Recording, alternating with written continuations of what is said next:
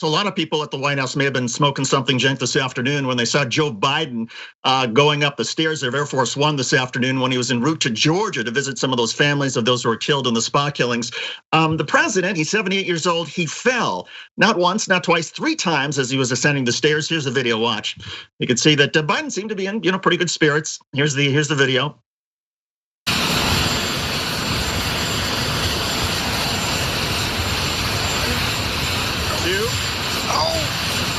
3.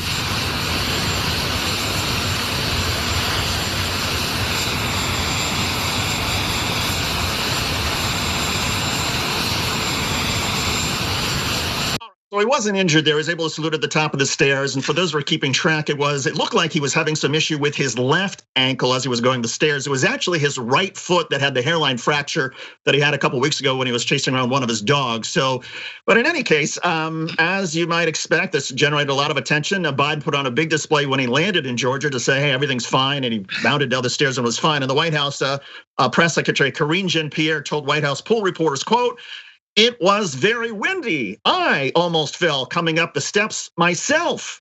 He is doing 100%. He's doing fine. He's preparing for the trip just fine." Okay, so there's the White House saying everything's fine, no need to worry. FoxNews.com, of course they're gonna put this on the front of their webpage, the entire front section. The triple tumble, and here it is, that says Biden stumbles multiple times, falls.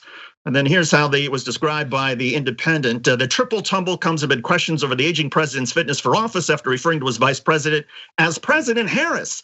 Half of Americans were not confident that Mr. Biden was physically and mentally up to the job, with a third concerned he hadn't yet held a press conference, according to a Rasmussen poll in March. Cenk, are you concerned? No, not at all. So let me explain and give a little bit of nuance too. So first of all, when I saw the headlines, it's not just Fox News, it's all over the media. And they said he fell 3 times. I was worried he's like somersaulted down those steps, like, like tumbling down, right? And then I see it and I'm like, those are incredibly minor slips. By the way, I have, as far as I know, no mental or physical issues other than being significantly overweight. Have I slipped on stairs before? Yeah, a lot of times. It doesn't mean a goddamn thing. So now, Gerald Ford famously fell down the stairs. I've never found it interesting. I remember when Bob Dole was flipping pancakes in the primaries and he fell off the stage backwards. And it was a little funny, okay, but nobody thought like, oh, that's it, Bob Dole's lost his mind. Right, and then I remember George H.W. Bush uked in Japan on like the prime minister or something in the middle of a state dinner, and everybody's like, "Oh, that's it. It means something." I'm like, "Yeah, it means he, it's food poisoning or something." I don't know. Yeah. I don't think it means it. I think the President Harris one. This is where the nuance comes in. The President Harris one is a little bit different. He does have a lot of verbal slip-ups, and so. Am I concerned about his well-being there? Yeah, in the primaries and in the general election, I've been consistent throughout. I'm a little concerned. Is Joe Biden slower than he used to be? Yeah, I've been covering politics 25 years. There's no question he's slower. The question is it material, right? And does this slip have anything to do with it? I don't think the slip has anything to do with it at all. Woz, what do you think?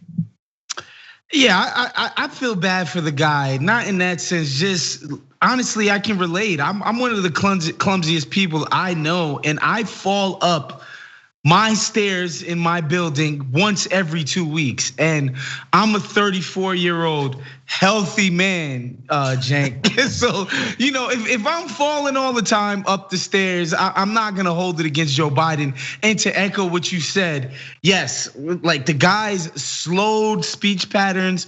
I remember when he whooped Paul Ryan's butt up and down that VP debate, like he was sharp as ever, right? I don't think that's this guy. That's not the guy from 2012 we're seeing anymore, as far as his capacity to be razor sharp and quick. But the stairs thing, it can happen to the best of us, man.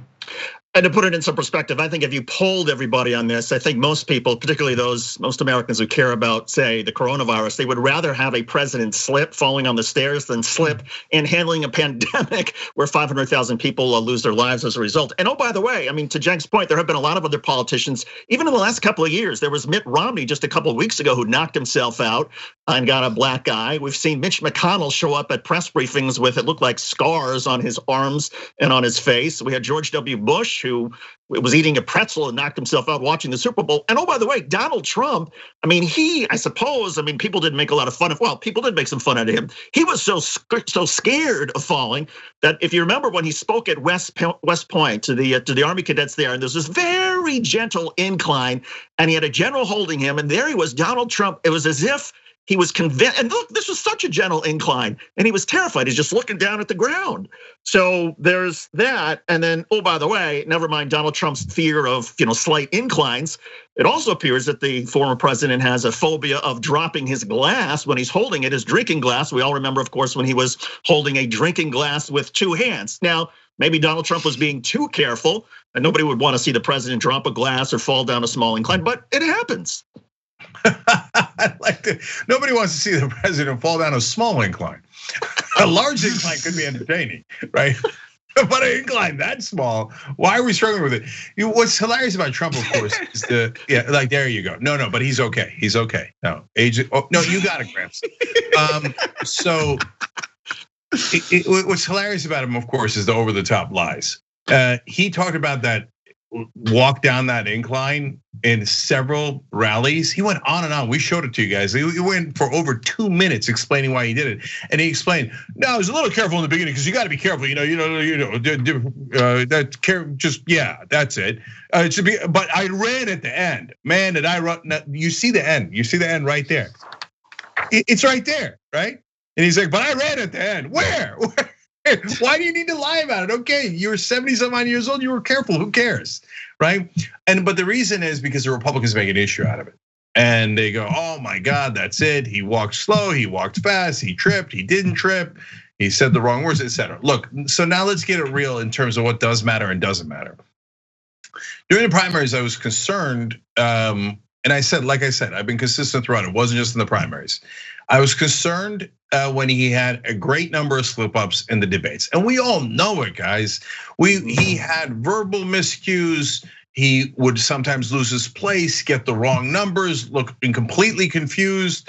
Kamala Harris hit him with the most predictable line ever, and he was like, right? And we saw it all with our own eyes. And he would sometimes forget what he was saying.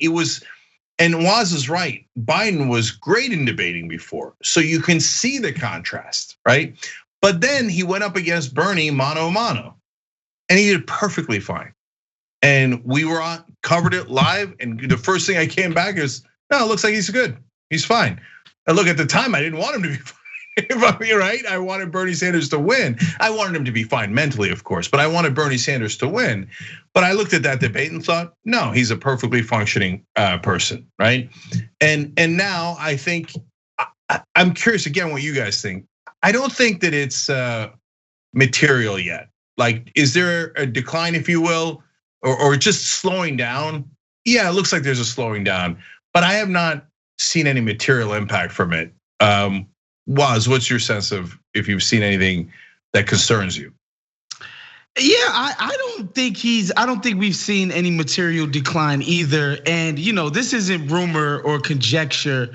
There are pretty good, solid accounts that President Ronald Reagan, by at least the very beginnings of his second term, had Alzheimer's. Like he was cooked, completely and utterly cooked. He was basically out on his feet. They were doing things to prop him up and sort of keep the charade going and keeping the government going, by the various members of his administration, right? I don't think for a second that Joe Biden is on that level. And that's not me doing the whole us against them, tit for tat, both sides kind of thing. I just don't think Joe Biden has deteriorated to that level.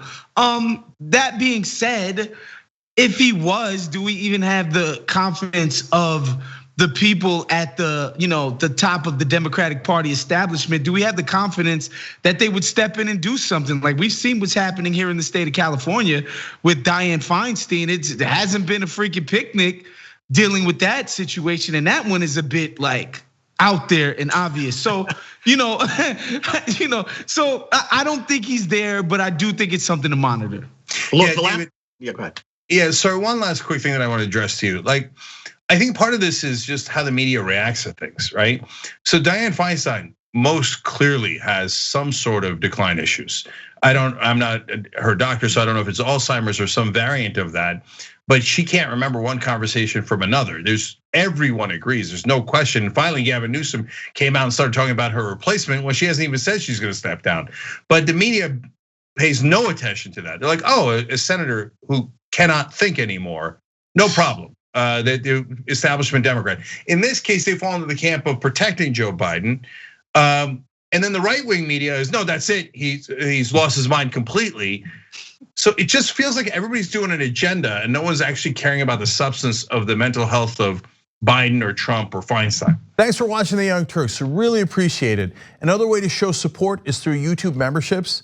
You'll get to interact with us more. There's live chat emojis, badges. You've got emojis of me, Anna, John, JR. So those are super fun. But you also get playback of our exclusive member-only shows and specials right after they air. So all of that, all you gotta do is click that join button right underneath the video. Thank you.